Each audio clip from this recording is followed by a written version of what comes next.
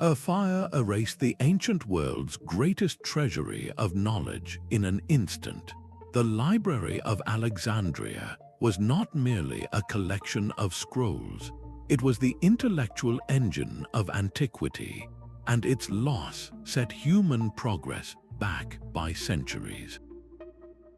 By the end of this journey, you will understand how the memory of that single library quietly built the world you live in today.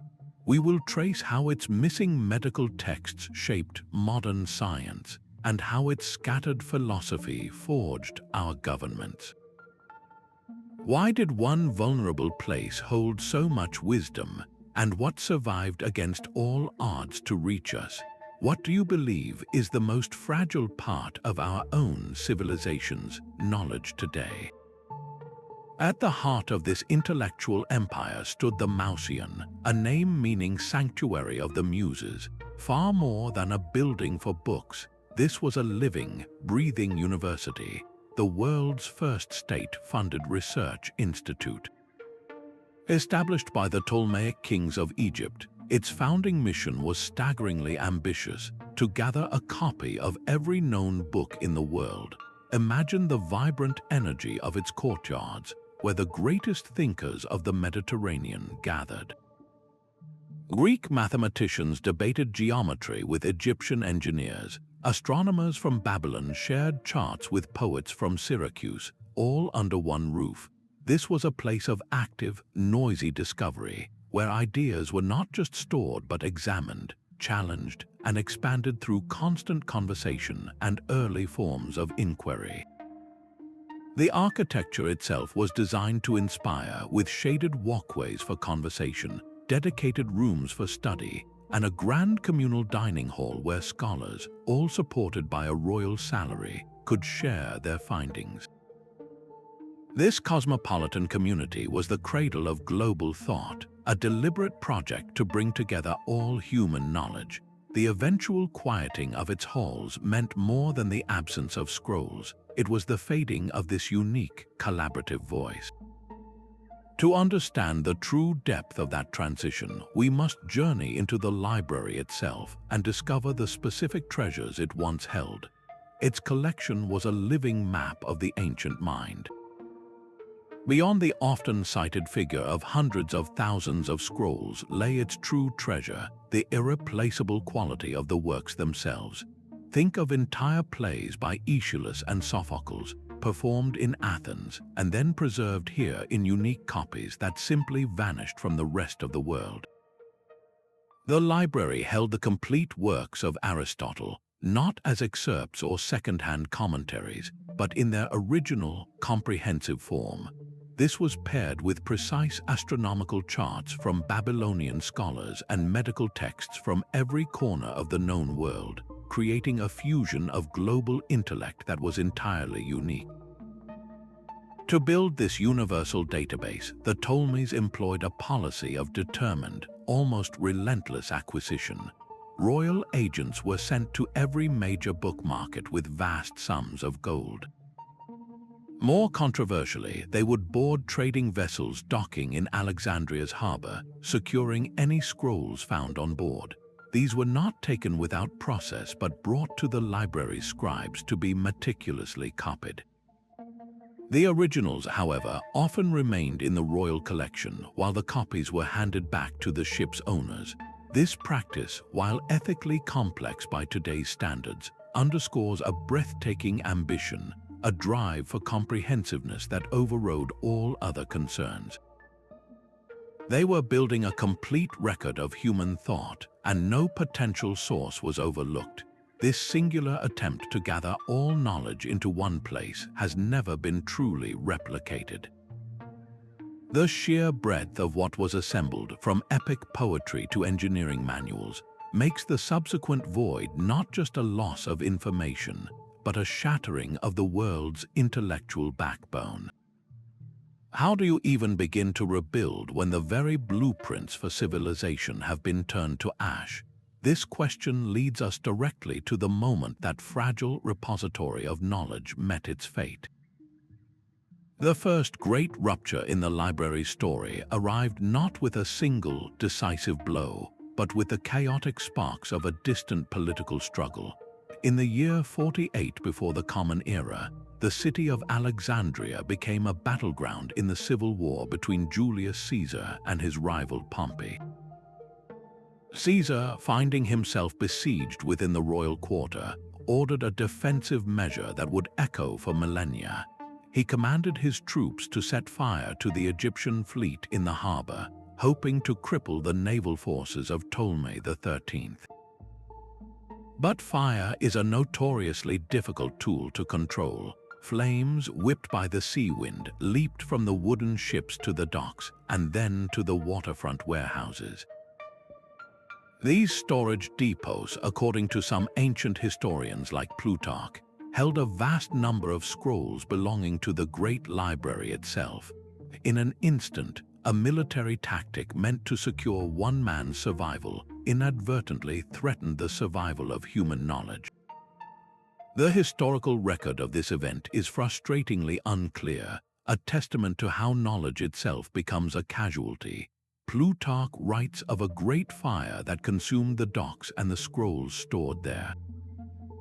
Yet Seneca, another Roman writer, cites a smaller, more specific number of volumes lost, 40,000.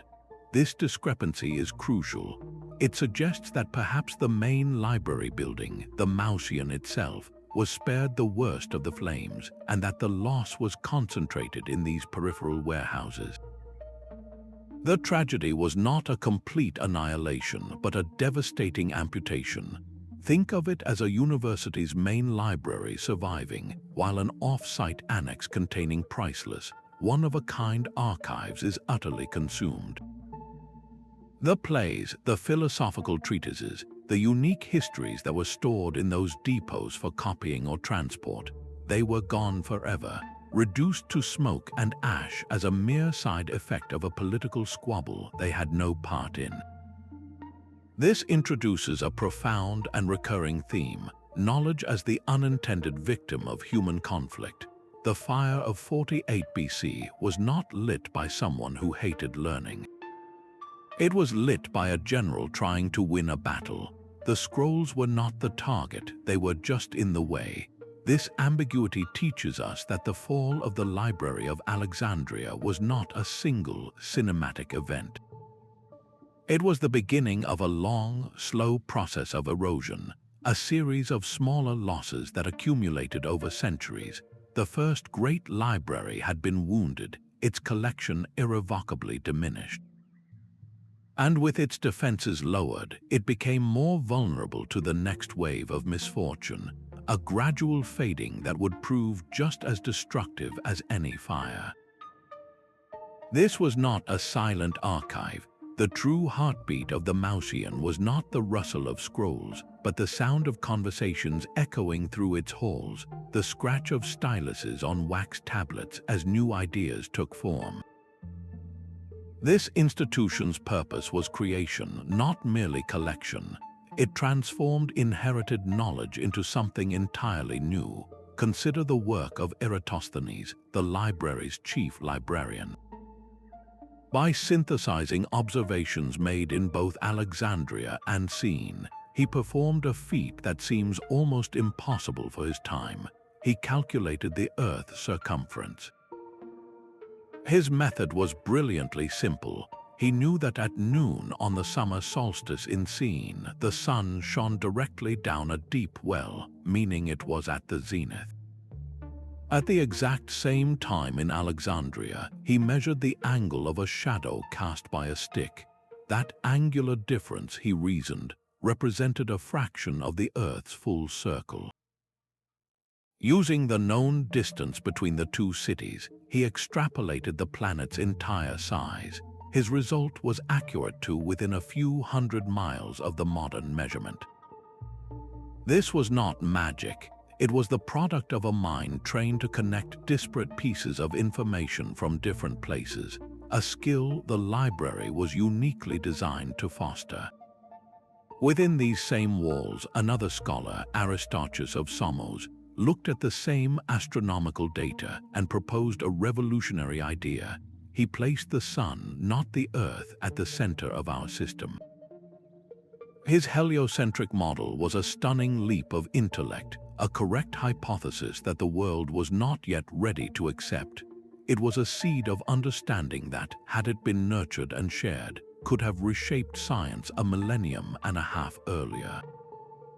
Meanwhile, in the workshops, the engineer Heron of Alexandria was bringing ideas to life in breathtaking ways. He built complex automata, self-operating machines powered by steam, air, and water. He invented the eolipile, a primitive steam engine that spun a sphere using the power of jet propulsion. His work reads like a catalogue of wonders, from automatic temple doors to a coin-operated holy water dispenser. These were not just clever toys. They were early, tangible explorations of the principles of physics and engineering, a practical science born from the theoretical knowledge housed in the library's collections. This creative explosion was possible because of the library's foundational principle, synthesis. It was a grand experiment in intellectual fusion. Greek geometry met Egyptian empirical land surveying. Mesopotamian astronomical records, meticulously kept for centuries, were analyzed using new Greek mathematical models. This cross-cultural pollination created hybrid sciences and philosophies that were greater than the sum of their parts. Knowledge here was questioned, challenged, and rewritten daily. The transition of the Library of Alexandria, therefore, was not just the quieting of old texts. It was the silencing of a particular kind of conversation, the abrupt halt of a dynamic process that was actively building a more advanced future. The potential contained within its walls was incalculable, and its creative spirit, once interrupted, would prove profoundly difficult to reignite.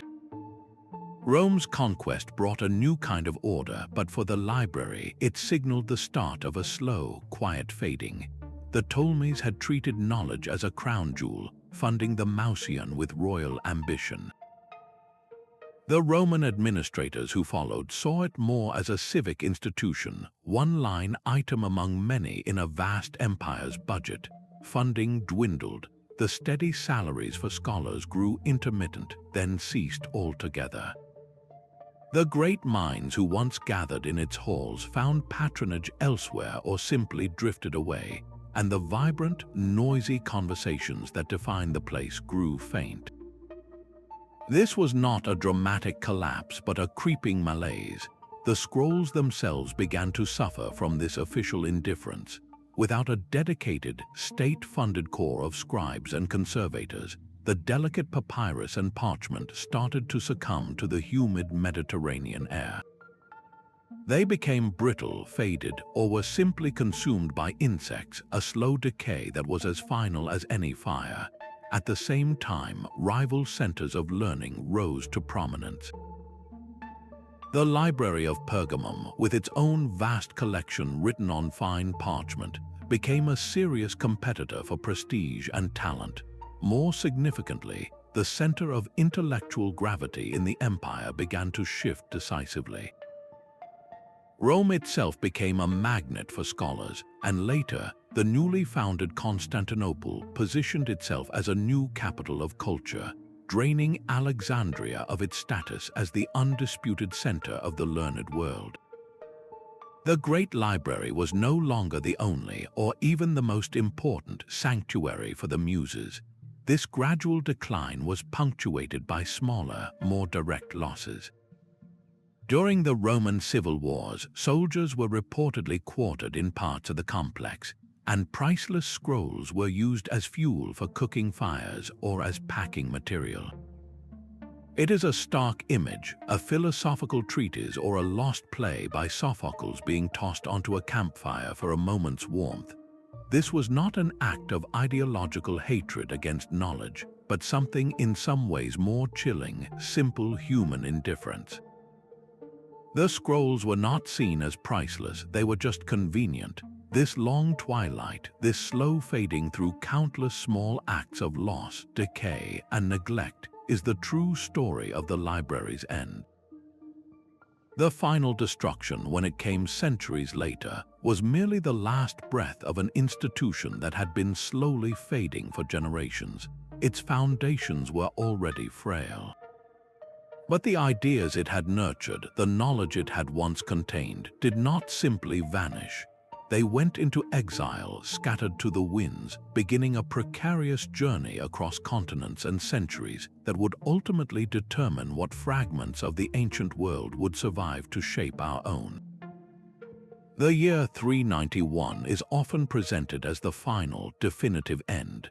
A zealous Christian mob led by Patriarch Theophilus marches through Alexandria and reduces the last vestiges of the great library to rubble.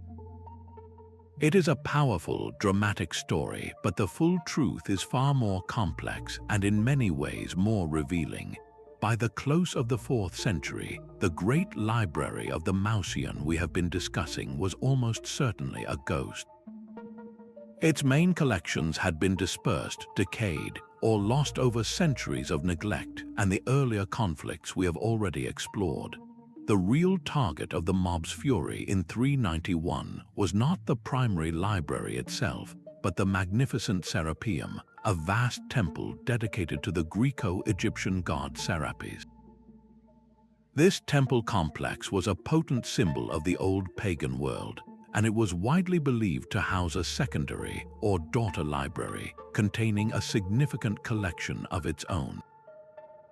The destruction of the Serapeum, documented by historians like Socrates of Constantinople, was a real and forceful event, a stark moment in the escalating religious tensions that defined late antique Alexandria. The temple was torn down and a Christian church was erected on its foundations. This act was deeply symbolic. It represented the triumph of a new religious orthodoxy over the classical pagan learning that the library had once embodied. Think of it not as the end of a living institution, but the final ceremonial closing of one that had already faded. The loss of any scrolls housed in the Serapeum was a genuine cultural tragedy, another devastating subtraction from the total sum of ancient knowledge. Yet it also finalized a cultural shift that had been underway for generations. The world was changing. The intellectual framework that had sustained the library's grand project, the idea of gathering all human knowledge for its own sake, was being replaced by a different set of priorities. The fate of knowledge itself was now tied to its perceived alignment with new orthodoxies. This transformation did not just destroy buildings, it redirected the very flow of ideas, determining which texts would be preserved with care and which would be allowed to fade away. The complex truth of this final chapter shows that the library's end was less a single catastrophic event and more a symptom of a vast, irreversible cultural transition. With its physical presence erased and its intellectual spirit suppressed, what remained of its vast treasury was now entirely at the mercy of time and chance, beginning a precarious 1,000-year journey through hiding places and foreign lands. But the knowledge did not simply vanish into the air. The great dispersal had already begun. As the intellectual heart of Alexandria grew quiet, its lifeblood, the scholars and their precious scrolls, began a slow, determined journey to the edges of the known world. Picture a Greek physician, his most valued possession, a leather tube containing the works of Galen, carefully rolled and sealed against the sea spray. He secures passage on a merchant vessel bound for the Persian Gulf, his destination a new city buzzing with ambition, Baghdad. There, under the patronage of the Abbasid caliphs, a new institution was rising, the Beit al-Hikmah, the House of Wisdom. This was not a mere copy of the old library, but its spiritual successor, a place with the same breathtaking goal, to gather all the world's knowledge and translate it into Arabic. The Greek medical texts that arrived from Alexandria, along with Indian mathematical treatises and Persian astronomical charts, were studied, debated, and meticulously translated by scholars in this new center of learning. The works of physicians like Galen and Hippocrates, once at risk of fading from memory, now formed the foundation of Islamic medicine, which would in turn become the bedrock of European medical practice centuries later. This was one vital route in the Great Diaspora, an eastward journey that preserved science and philosophy. Another stream of knowledge flowed north and west into the relative safety of the Byzantine Empire. In cities like Constantinople, scribes in scriptoriums, often within the walls of monasteries or imperial palaces, undertook a different kind of rescue mission.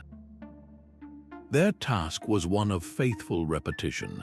They copied and recopied the surviving Greek texts onto fresh parchment, their hands moving in quiet dedication. These were not scholars debating new ideas, but guardians preserving old ones. They saved the mathematical genius of Euclid's Elements and the philosophical dialogues of Plato, ensuring that the foundational texts of Greek thought would endure through the coming shifts in Western Europe.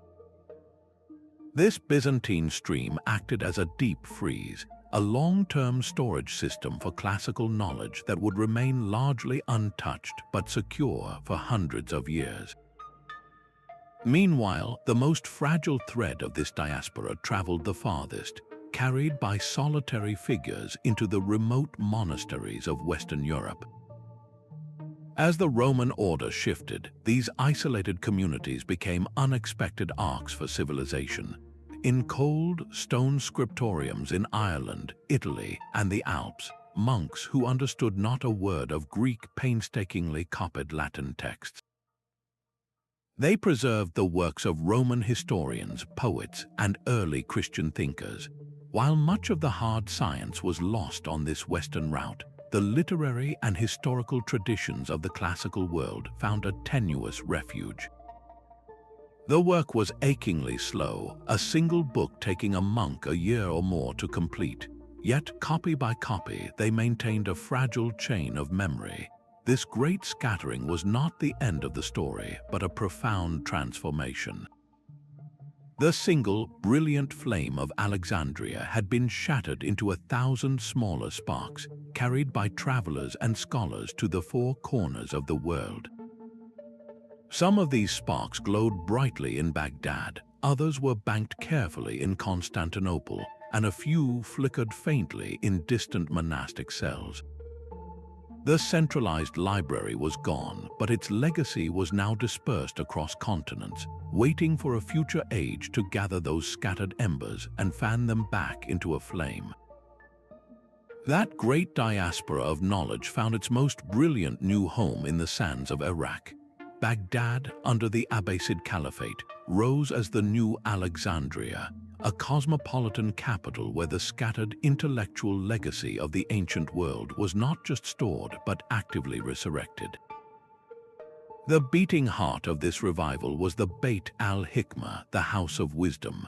This was far more than a library. It was a massive state-funded research institute, a direct echo of the old Mausian mission. Caliphs like Al-Mamun, driven by a profound intellectual curiosity, launched one of history's most ambitious scholarly projects. They dispatched emissaries across the known world, tasked with a single goal: to acquire every important book they could find, regardless of its origin or language. These agents returned with treasures, Greek philosophical and scientific texts that had been preserved in Syriac-speaking Christian monasteries, along with mathematical treatises from India and astronomical charts from Persia. At the House of Wisdom, these works were not simply placed on a shelf. They were given to teams of multilingual scholars, often comprising Muslims, Christians, and Jews, who worked in unison to translate them into Arabic. This was the Great Translation Movement, a deliberate, systematic effort to make the entire corpus of classical learning accessible to the scholarly language of a new empire. It was an act of intellectual fusion on a scale not seen since Alexandria itself. but the scholars of the Islamic Golden Age were not passive librarians. They were brilliant innovators who took the raw material of ancient knowledge and forged it into something new and powerful. Consider the mathematician Al-Khwarizmi. Working in the 9th century, he synthesized Greek geometry with the revolutionary decimal system and the concept of zero brought from India. From this fusion, he wrote his seminal book, Al-Kitab al-Mukhtasar fi Hisab al-Jabr wal-Muqabala. The title gives us our word algebra.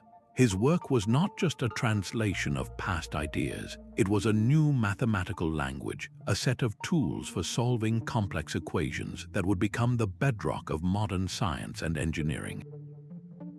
In medicine, the Persian physician Avicenna, known as Ibn Sina, produced his monumental canon of medicine.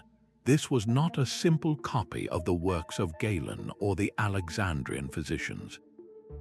It was a massive encyclopedia that systematically organized, critiqued, and expanded upon all known medical knowledge. For centuries, this single text would serve as the primary medical textbook, not only in the Islamic world but also in European universities, a direct lineage from the lost archives of Alexandria. This vibrant tradition of active enhancement and commentary created a new scientific paradigm. The Islamic world did not just carry the torch of ancient learning, they built a brighter, more sophisticated flame. They carried this light through what were the European Dark Ages, a period when much of the classical heritage was forgotten in the West. They were the essential bridge across time, safeguarding a legacy that was nearly lost, ensuring that when Europe was ready to rediscover its own past, the foundational texts of reason and science would still be there, waiting. While the Islamic world was actively building upon ancient science, a parallel lifeline stretched across the Mediterranean. The Byzantine Empire became the quiet guardian of the original Greek voice. As Western Europe fragmented, Constantinople stood unshaken for 1,000 years, its imperial libraries and monastic scriptoria serving as a deep freeze for classical knowledge. Here, the works of Plato and Aristotle were not foreign texts to be translated, but a living part of the cultural inheritance. Byzantine scholars engaged with these ideas directly. The 11th century polymath Michael Psellos reignited the study of Plato, weaving classical philosophy into the fabric of Byzantine intellectual life. A century later, the princess and historian Anna Komnene demonstrated this deep learning, analyzing military strategy and political philosophy with a mastery that echoed the classical thinkers she had studied. This was not a passive preservation. The University of Constantinople, founded in the 5th century, maintained a formal curriculum grounded in Greek classics, ensuring that the flame of classical learning, from rhetoric to geometry, never flickered out. The empire itself acted as a massive, climate-controlled archive, its scribes meticulously copying and recopying texts onto durable vellum, saving them from the decay that had claimed so many papyrus scrolls. This long, vigilant guardianship reached its dramatic climax in the year 1453, when the armies of the Ottoman Sultan Mehmed II finally entered the legendary city of Constantinople. It prompted a final, urgent departure. Byzantine scholars, holding their most precious possessions close, sought new shores. They boarded ships bound for Italy, carrying with them chests filled with manuscripts that had been preserved in the East for a millennium. These were not just any books, they were the original, unmediated works of Plato, Aristotle, Homer, and the Greek tragedians, texts that had been largely lost to Western Europe for centuries. The arrival of these scholars and their priceless libraries in cities like Florence and Venice sent a wave of inspiration through the intellectual world. The Italian humanists, who had been painstakingly reconstructing classical culture from Latin fragments, were suddenly handed the complete source material in its original language. The Renaissance was not born solely from this event, but it was supercharged by it. The Byzantine stream, preserved for so long, finally merged with the West, delivering the very texts that would inspire a revolution in art, science, and thought. The transition of one empire became the intellectual awakening of another, proving that knowledge, even when seemingly dormant, always holds the potential to reawaken the world. While the House of Wisdom flourished and Byzantium stood guard, a different kind of preservation was unfolding in the damp stone halls of Western Europe. Here, the flickering light of ancient learning was kept alive not by emperors or caliphs, but by the quiet, rhythmic labor of monks within the fortified walls of monasteries like Monte Cassino and St. Gall. The Scriptorium was the heart of this cultural continuity. Picture a Benedictine monk hunched over a wooden desk in the chill of a northern dawn. His world is one of profound silence, broken only by the scratch of his quill on parchment and the soft crackle of a single candle. His task is monumental. A single book could take him a year or more to complete. And while his primary duty was the sacred work of copying the Bible and liturgical texts, his pen often traced a far wider legacy. Alongside the Psalms, he might be meticulously reproducing the epic poetry of Virgil, the histories of Livy, or the agricultural manuals of Roman writers. These classical texts were not seen as separate from his faith, but as part of a vast inheritance of human expression and practical wisdom. This was a selective rescue mission, of course. The complex Greek science of Aristotle or the advanced mathematics of the Alexandrian engineers had largely vanished from the West, their languages and concepts forgotten. What survived were the Latin texts, the works of Rome's poets, orators, and historians. A monk might spend his days copying the philosophical musings of Cicero or the natural histories of Pliny, works that contained fragments of earlier Greek thought filtered through a Roman lens. The survival of a text often hinged on a simple, delicate chain, a single surviving copy in a monastic library that became the source for all future versions. The work in the Scriptorium was an act of faith in the future. Each careful stroke of the pen was a vote for continuity, a belief that the knowledge of the past held value for generations yet unborn. These isolated communities, seeking separation from a chaotic world, became the unintended guardians of that world's literary soul. They were not debating new ideas like the scholars of Baghdad, but they were building a vital bridge across a wide river of time. They saved the words, ensuring that when the world was ready to listen again, the voices of the classical past would not be silent. This quiet, diligent work wove a single, delicate thread of ancient wisdom through the tapestry of the early Middle Ages. It was a thread that would lie dormant for centuries, waiting for a moment of rediscovery when hands would once again reach for it, ready to pull the entire tapestry of the Renaissance into view. A quiet revolution was brewing in the scriptoriums of Europe, but it needed a spark to become a fire. That spark arrived not from within, but from the vibrant intellectual world of Al-Andalus, Islamic Spain. For centuries, the great works of Aristotle, the astronomical models of Ptolemy, and the medical wisdom of Galen had been living, breathing texts in the Islamic world, studied and expanded upon by generations of scholars. Now, in the 12th century, a doorway opened. In the newly conquered city of Toledo, a remarkable project began. Christian rulers, finding a city rich with Arabic libraries, supported an unprecedented scholarly endeavor. Here, in a chaotic, beautiful fusion of cultures, teams of Jewish, Muslim, and Christian scholars worked side by side. Their mission was to translate the vast treasury of Arabic knowledge into Latin, the language of European learning. A key figure in this movement was Gerard of Cremona, an Italian scholar who traveled to Toledo specifically to find a copy of Ptolemy's Almagest. Finding it, and realizing the sheer volume of knowledge Europeans were missing, he stayed for decades, translating no less than 87 works from Arabic into Latin. He did not work alone. He was part of a collaborative workshop, a translation assembly line where one scholar would render the Arabic into the local Romance vernacular, and another would then translate that into formal, academic Latin. Through this painstaking process, Europe received its first complete Aristotle in over a millennium, along with advanced mathematical texts and life-saving medical encyclopedias. This was not a passive transfer of information. It was an explosive infusion of new ways of thinking. The rediscovered texts on logic and natural philosophy provided a structured framework for inquiry that Europe had largely forgotten. Suddenly, scholars had the tools to systematically question the natural world.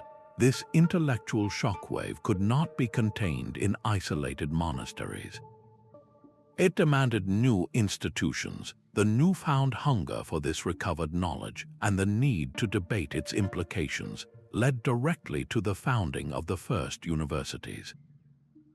In Bologna, Paris, and Oxford, masters and students gathered to grapple with these revolutionary ideas. The university lecture hall, with its structured curriculum and degree programs, was born from this collision of reawakened European curiosity and the ancient wisdom returning via the Islamic world.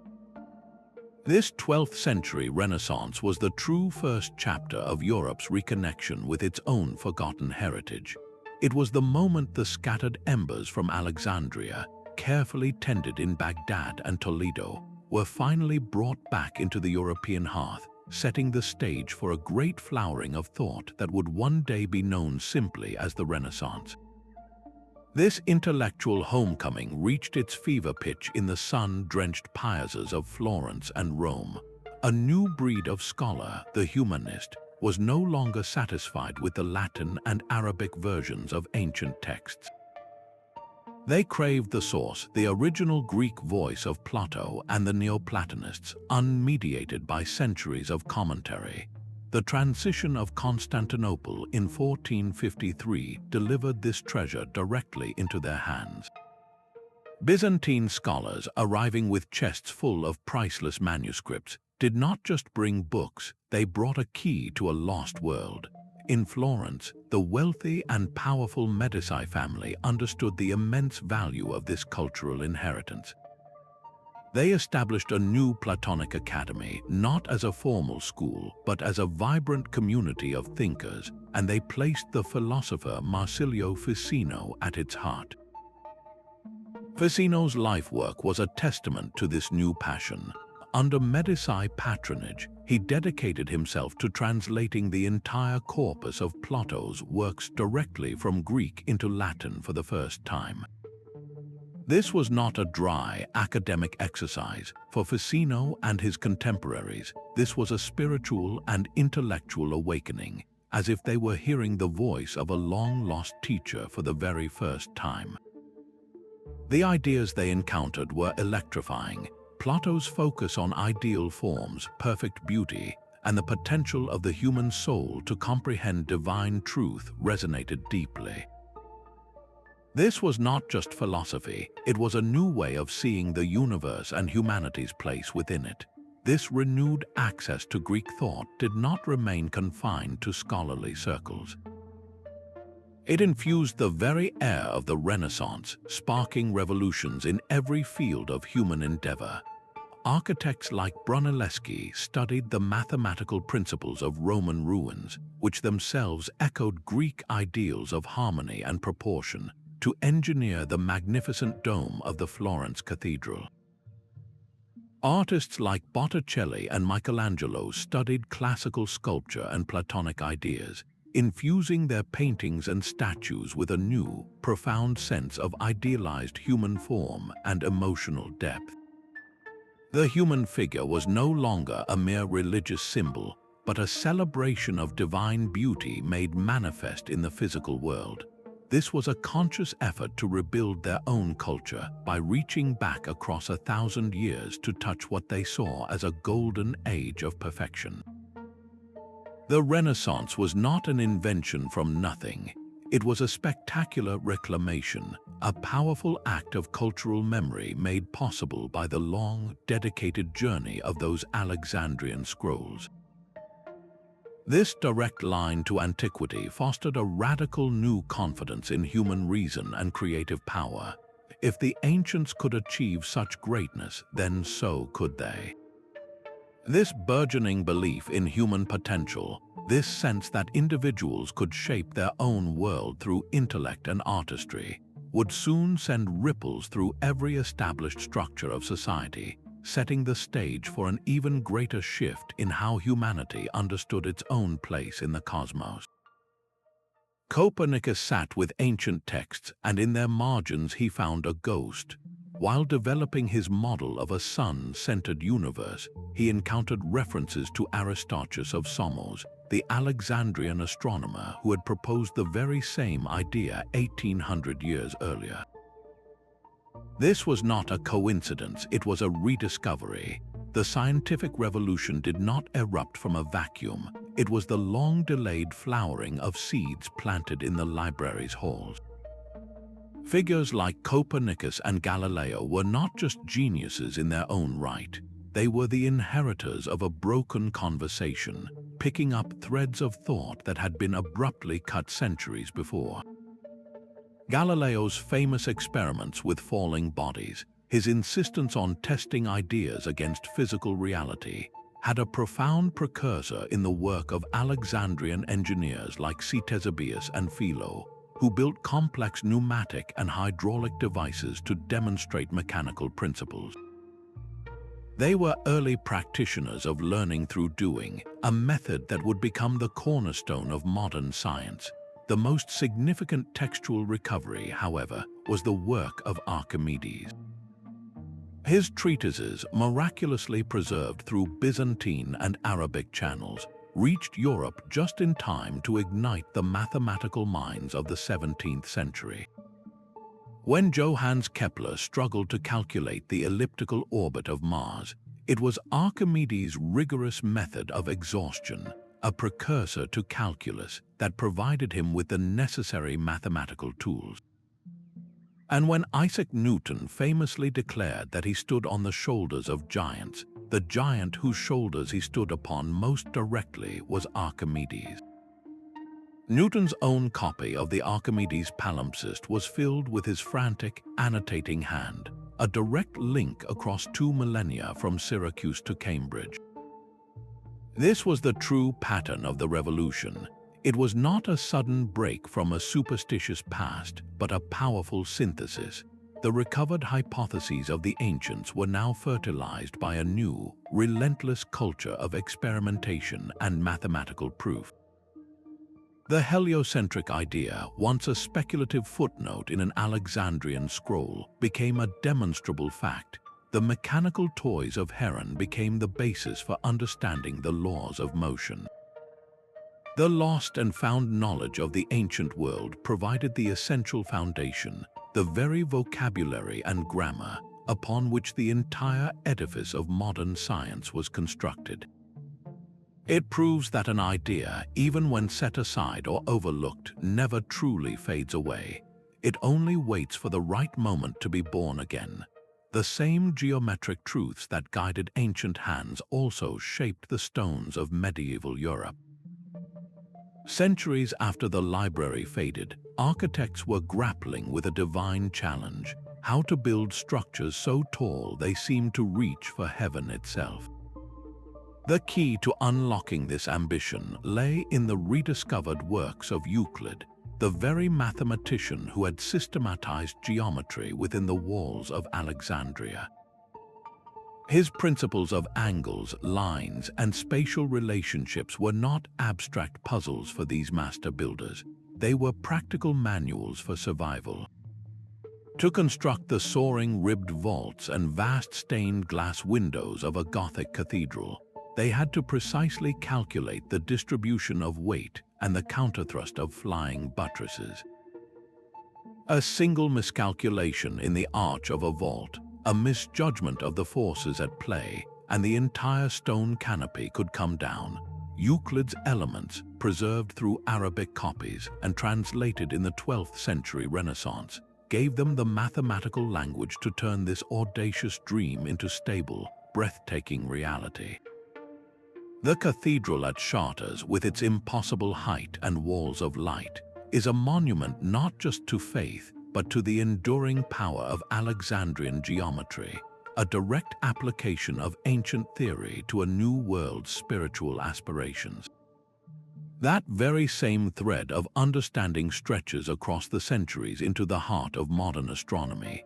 The flawless parabolic mirror of the Hubble Space Telescope, a piece of optics so precise it can see galaxies at the edge of time, is a descendant of the same principles. The mathematical curves and reflective angles required to capture and focus the faintest light from across the cosmos are rooted in the optical theories studied and debated by scholars like Euclid and Ptolemy. They laid the foundational work on reflection and refraction, on the nature of light and vision, that would one day allow engineers to design an instrument like Hubble. The cathedral builders used geometry to reach for the divine, while we use it to peer into the depths of the universe. Both endeavors are connected by an unbroken chain of knowledge, a testament to how the abstract learning preserved from antiquity became the bedrock of our physical world. This utility extends beyond stone and glass, reaching into the most intimate sphere of human experience, the care and understanding of our own bodies. The legacy of Alexandria's medical knowledge would shape the work of physicians for the next 1500 years. At the heart of this enduring system was the physician Galen, a Greek who studied in Alexandria at the height of its intellectual power. He absorbed the work of pioneering anatomists like Herophilus, who made a revolutionary leap by conducting systematic studies of human form to understand its inner workings. This direct observation allowed Herophilus to identify the brain as the center of thought, to trace the intricate pathways of nerves, and to name countless anatomical features for the first time. Galen brought these discoveries together into a vast and logical medical system, one that explained health and wellness through the balance of 4 bodily fluids or humors. His writings were so thorough, so respected, that they became the final word in medicine. For over a millennium, to question Galen was to question science itself. This Galenic tradition, like so much ancient knowledge, found its protectors in the Islamic world. Physicians like al-Razi and Ibn Sina studied, commented on, and refined Galen's work, blending it with their own clinical insights. When this enriched medical knowledge was translated into Latin in places like Toledo, it flowed into a Europe that had lost touch with much of its own classical heritage. The Canon of Medicine by Ibn Sina became the standard textbook in the newly founded universities of Bologna and Montpellier, and the words of Galen, now filtered through Arabic and then Latin, guided how generations of European doctors understood and treated every condition. A medical student in the year 1400 was learning nearly the same anatomical ideas as a student in Alexandria in the year 200. This created a powerful continuity, a shared language of medicine that crossed continents and centuries. Yet this very strength also became a deep limitation. The authority of the text began to outweigh the evidence of the eye. Physicians would perform a dissection, and if what they saw in the human form did not match the description in Galen's book, they would often assume the body before them was the irregularity, not the book. How could a simple observation challenge 15 centuries of accepted wisdom? This was the intellectual constraint that the Alexandrian legacy had created, a world where the map was valued more than the territory. It would take a new generation of bold thinkers, armed with the same spirit of direct observation that Herophilus had championed, to finally move beyond that long shadow and see the human body for what it truly was. A quiet revolution was unfolding in the language of numbers. While the great library's physical scrolls slowly faded, its mathematical spirit found a vibrant new home in the mind of a man named Diophantus. Working in Alexandria centuries after its Golden Age, he composed a series of books he called the Arithmetica. This was not a text about geometry or the shapes of the physical world. It was a radical departure, a collection of puzzles about finding unknown numbers. He used a primitive form of symbolism, an early step toward representing numbers with abstract signs rather than words. This was the fragile seed of algebra, a word we would not have for another 800 years. His work was brilliant but isolated. As Alexandria's influence waned, his manuscripts faced the same slow transition as all the others, their future resting on the most delicate of threads. That thread, however, was strong enough to be carried east. The Arithmetica was one of the countless treasures that found its way to the House of Wisdom in Baghdad. There it fell into the hands of a Persian scholar named Al-Khwarizmi. He saw in Diophantus's puzzles not just a series of clever problems, but the potential for an entirely new system of thought. Al-Khwarizmi took that seed and cultivated it into a full-grown tree. He wrote a foundational text that systematized the art of solving equations, calling it Algebra, which means restoration or completion. This is the origin of our word algebra, but his influence did not stop there. His name, Latinized by European scholars centuries later, became algorithmy, giving us the very word algorithm. He was not merely a translator, he was an architect, building a structured mathematical language from the raw materials Alexandria had provided. This new toolkit for calculation then began its long journey west. When Gerard of Cremona and his team in Toledo translated Al-Khwarizmi's work into Latin, they introduced a powerful new way of thinking to a Europe still reliant on Roman numerals and geometric proofs. For the first time, scholars had a method for handling unknown quantities in a systematic way. Yet for centuries, this algebra remained rhetorical, written out in long, cumbersome sentences. The final, liberating step came from two French thinkers. François Viet began using vowels to represent unknown quantities and consonants for known ones, a major leap toward abstraction. Then René Descartes, in his geometry, merged algebra with the coordinate plane and gave us the modern notation we use today, with letters like x and y standing in for variables. This was the moment algebra was truly freed from its geometric chains. No longer tied to representing physical shapes, it became a pure language of relationships and change. This was the essential breakthrough. Without this symbolic language, the physics of Isaac Newton would have been impossible to formulate. His laws of motion and universal gravitation are written in the grammar of algebra. The very concept of a mathematical function, which describes how one thing changes in relation to another, relies entirely on this notational system. Every line of code in every piece of software, every algorithm that governs our digital world, is a direct descendant of that journey from Diophantus to Al-Khwarizmi to Descartes. The abstract puzzles composed in a fading library became the indispensable logic that builds our reality. That 7% figure stands as a quiet testament to a cultural silence.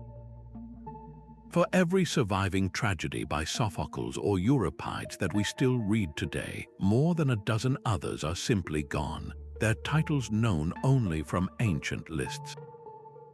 The majority of these missing works almost certainly met their end within the scroll racks of Alexandria. This was not merely the disappearance of old stories, it was a profound separation from our shared emotional heritage.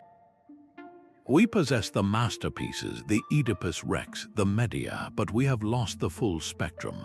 The plays that explored everyday life, that tackled unconventional myths, or that experimented with new forms of tragicomedy, they vanished.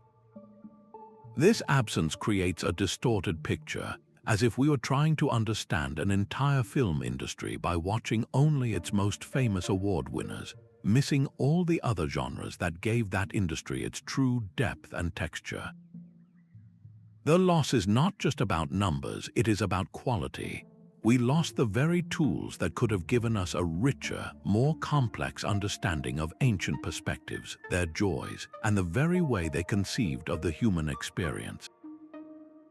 The library did more than just store these plays, it actively gave birth to the art of understanding them. Within its halls, scholars like Aristophanes of Byzantium became the world's first professional literary critics.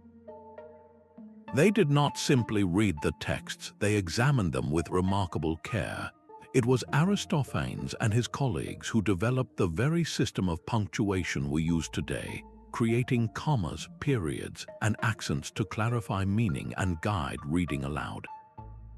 They analyzed meter, compared different versions of the same play to establish an authoritative text, and wrote extensive commentaries on the language, the mythology, and the historical context.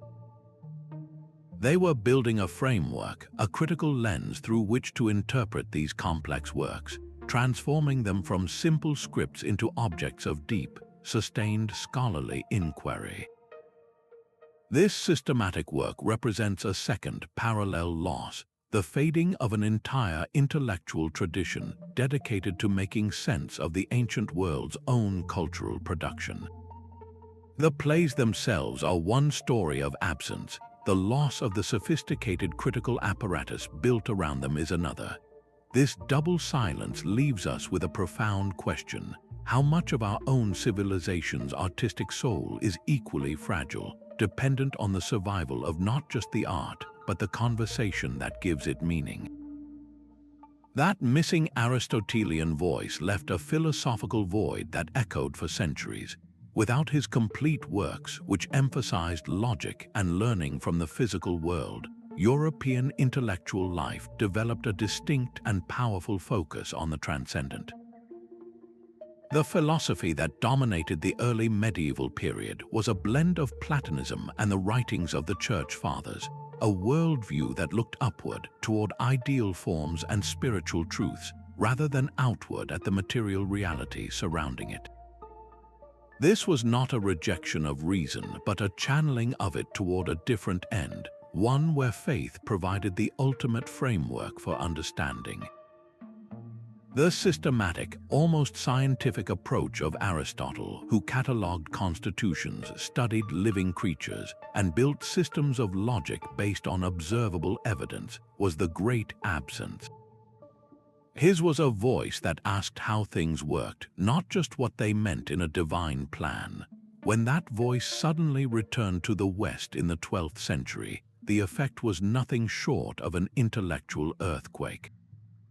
Universities, which had been centers of theological training, were suddenly flooded with translations of Aristotle's works on physics, metaphysics, ethics, and politics, all recovered via the Arabic scholars who had preserved and commented on them. Here was a comprehensive system of thought, breathtaking in its scope and rigor, that seemed to explain the entire universe without once referencing Christian doctrine. This created an immediate and profound crisis. How could his claim that the world was eternal be reconciled with the biblical story of creation? Could his logical proofs for a prime mover truly align with the personal God of Scripture? The very foundations of learning seemed to shudder.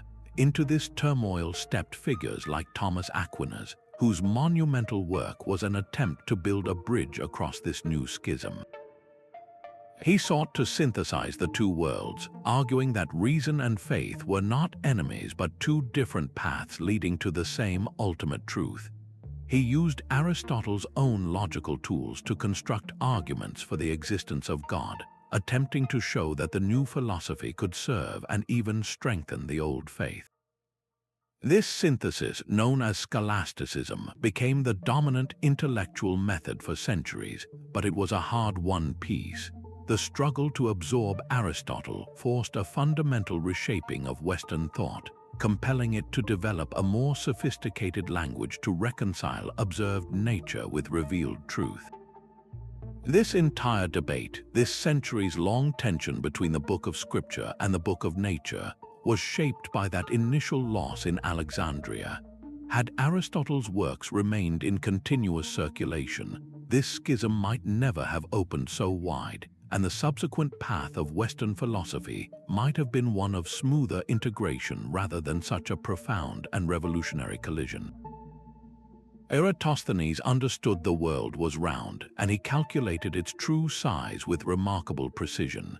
His map, conceived within the library's walls, reflected that understanding, a spherical vision of connected lands and open seas. But that vision faded with the library's own decline. In the centuries that followed, European map-making slowly drifted from this global perspective.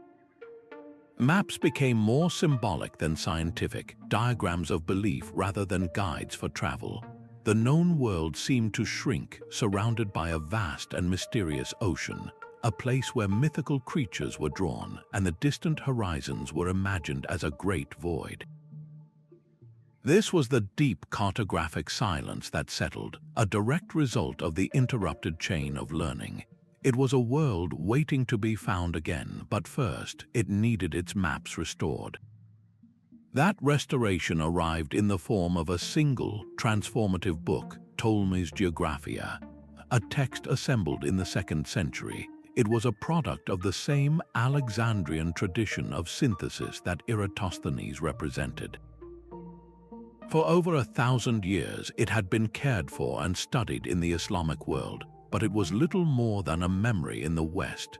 Then, in the early 15th century, a Byzantine scholar brought a Greek copy to Florence, and it was translated into Latin. Its influence was immediate and profound. Here was an entire system. Ptolemy did not just offer images, he provided a coordinate grid of latitude and longitude, a mathematical way to represent the round Earth on a flat sheet. He listed thousands of cities with their estimated positions, and he presented a world that was immense, understandable, and most importantly, open to travel. This was not a sketch from fearful imagination. It was a technical guide for the whole planet. Explorers like Christopher Columbus studied this work deeply. He examined its maps and its figures, but he also became focused on its one major flaw. Ptolemy, and much of the classical world that came after him, had miscalculated the Earth's circumference. His estimate suggested a planet that was notably smaller than the one Eratosthenes had accurately measured centuries before. This mistake was a powerful lure for Columbus. It created an enticing and ultimately incorrect calculation.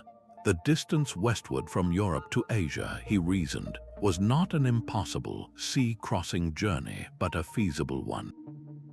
When he set sail in 1492, he was not heading into a total emptiness. He was following a classical map, trusting in its general framework, but fatally misunderstanding one of its most important numbers. He believed he was sailing toward the Indies because Ptolemy's recovered world, for all its sophistication, had made the planet seem just small enough to make the dream appear possible. The legacy of this restored knowledge is written in the paths of every great explorer who came after. Magellan's journey around the world was not a rejection of the ancient models, but their final confirmation and refinement. He showed the world was both round and far bigger than Ptolemy had thought, finally bringing together the forgotten truth of Eratosthenes with the lived experience of the open sea. The age of exploration was not born from a sudden European boldness. It was sparked by the return of a specific intellectual toolkit, a way of seeing the world as a measurable, connected system. The voyages that reshaped human history, that linked continents and blended global cultures, were direct outcomes of a cartographic revival. A lost library's geographical insight, scattered and safeguarded for 1,000 years, had finally returned, offering the very charts that would steer humanity from its isolation and into the story of a truly connected world. The dream of a universal library never truly died. It merely slept for centuries, waiting for a new age to give it fresh form. That ancient ambition first reawakened in the 18th century, not with papyrus and royal decrees, but with ink, paper, and the power of the printing press. In France, Denis Diderot and Jean-Le-Rond d'Alembert launched a project of staggering scope, their encyclopédie. Its goal was to systematically compile all human knowledge, from the crafts of the artisan to the theories of the philosopher. This was not a quiet archive for scholars. It was a deliberate effort to share understanding, designed to disseminate ideas widely and fuel the fires of the Enlightenment. The driving philosophy was clear that universal access to information was the very engine of human progress. This was the Ptolemaic dream reborn for a democratic age, the belief that gathering all knowledge in one place could liberate the human mind. That same impulse now defines our digital world. The internet itself is our modern Mausian, a seemingly infinite repository where the goal is to make every book, every fact, every image instantly accessible to anyone, anywhere. Projects like Wikipedia, built by a global community of contributors, and the mass digitization efforts of Google Books are direct descendants of that Alexandrian ideal.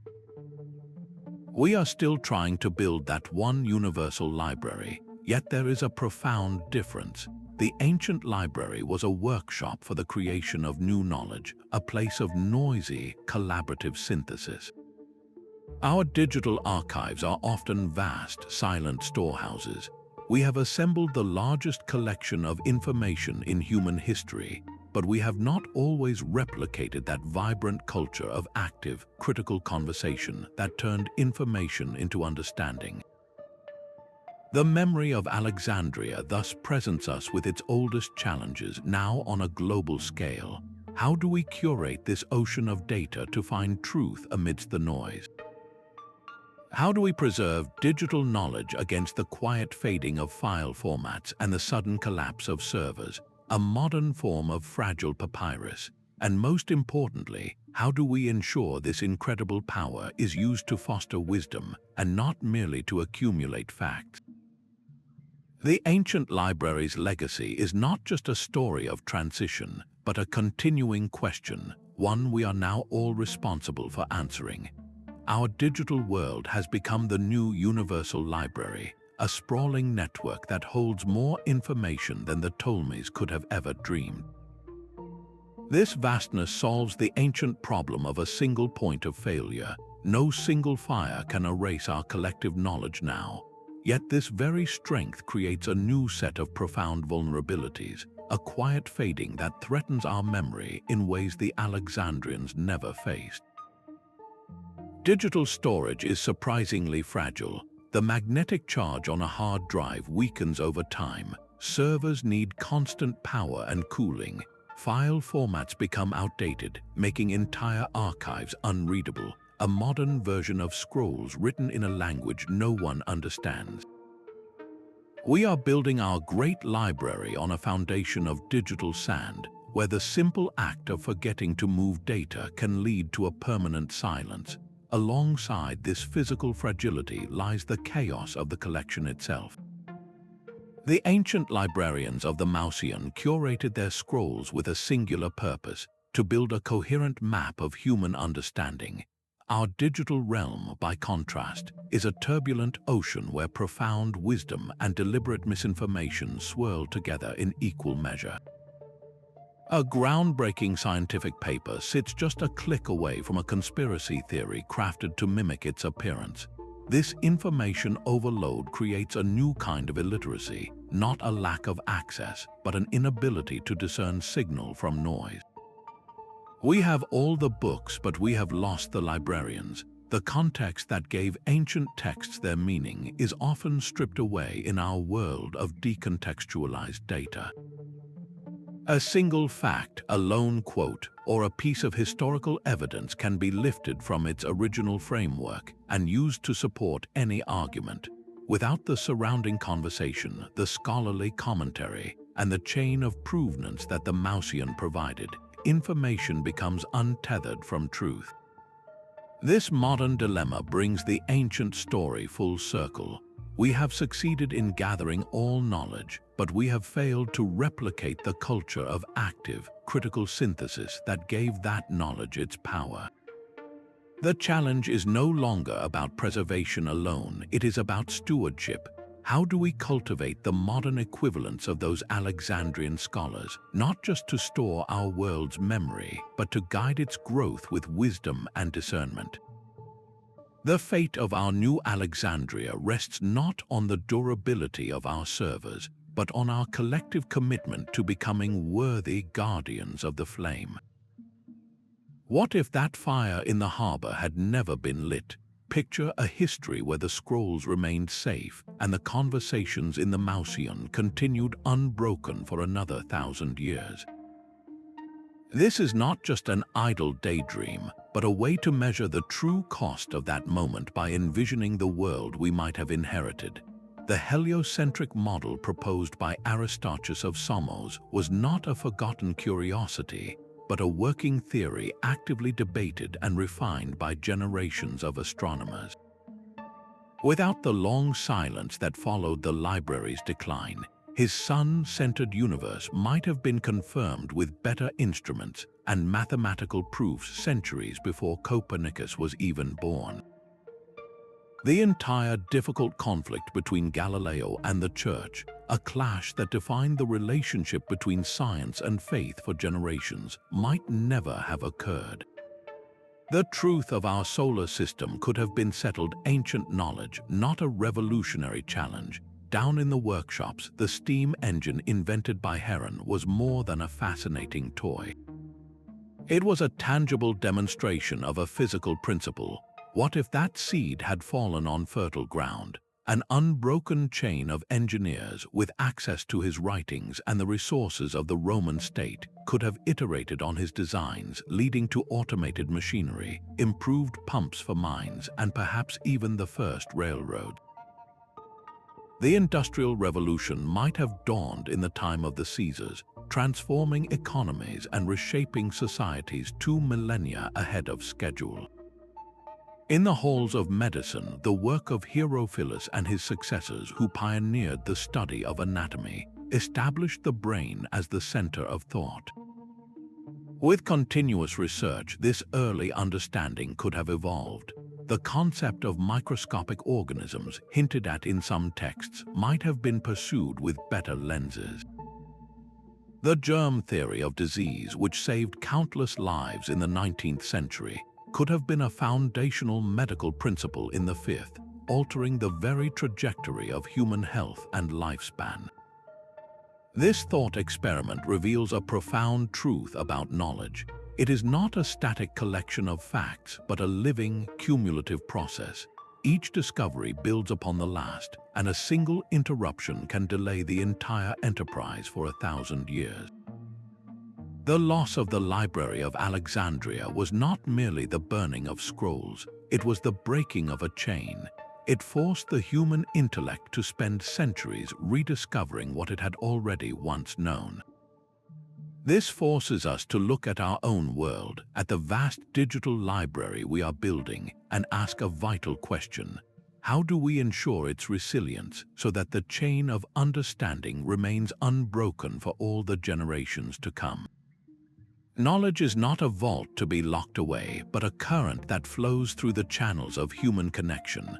The Library of Alexandria was a brilliant reservoir where this current pooled with incredible intensity, but when its walls were breached, the water did not simply vanish. It found new courses, carving its way through the deserts to Baghdad, standing deep and still in the reservoirs of Constantinople, and trickling patiently through the quiet aqueducts of monastic Scriptoria. The true substance of this current is not the papyrus or the parchment it was written on, but the living, restless human drive to ask questions and to share the answers. This is the unbreakable chain. It connects the geometry of Euclid to the algebra of Al-Khwarizmi, the stargazing of Aristotle to the calculations of Copernicus, and the medical inquiries of Herophilus to the practiced hand of a modern surgeon. The transition of the library was a profound moment in the history of objects, but it was not the end of the conversation. The conversation simply moved, its participants changing, its language evolving, but its essential spirit remaining unmistakably the same. This reframes the entire narrative. The story of Alexandria is not a cautionary tale about the fragility of information. It is a triumphant testimony to the resilience of curiosity itself. An idea, once thought, enters this living network and becomes incredibly difficult to erase completely. It may be set aside, overlooked, or scattered to the winds, but it persists in fragments, in commentaries, in the margins of other texts, waiting for the right moment to be recognized and made whole again. The spirit that animated the scholars in the Mausoleum is the very same spirit that animates a researcher in a lab today or a child looking up at the stars with wonder. This enduring connection ensures that no insight is ever truly final, and no discovery is ever completely lost. It merely awaits its next vessel. The story of Alexandria is not one of endings but of echoes. Its true legacy is not a pile of ashes, but a persistent question that has shadowed our progress for 2,000 years. The library was a catalyst, and its absence became a powerful, unseen force that bent the very arc of human knowledge. We can trace its memory in the winding path of science, in the sudden leaps of the Renaissance, and in the foundational ideas we now take for granted. This was not a linear progression, but a journey of recovery, a civilization slowly finding its way back to a road it had once been traveling. The preserved seeds that blossomed in Baghdad and the thrill of rediscovery in Toledo and Florence were all part of a long, global effort to reassemble a conversation that had been interrupted. Our modern world was built not just on what was saved, but on the profound space left by what was no longer there. That space created a hunger, a driving need to reclaim a heritage that had been paused. This history teaches us a vital lesson about the delicate architecture of civilization itself. It shows that our collective understanding is not a guaranteed inheritance, but a fragile chain that depends entirely on our commitment to preservation and open sharing across every boundary of culture and generation. We now stand within our own digital Alexandria, a library of unimaginable scale. The responsibility has passed to us. We are the new guardians of this eternal flame, tasked with ensuring that the chain remains unbroken. Let this journey be a call to both vigilance and boundless curiosity. What single piece of knowledge from those ancient shelves do you wish we could recover today? Share your thoughts in the comments and subscribe to continue unraveling history's greatest mysteries together.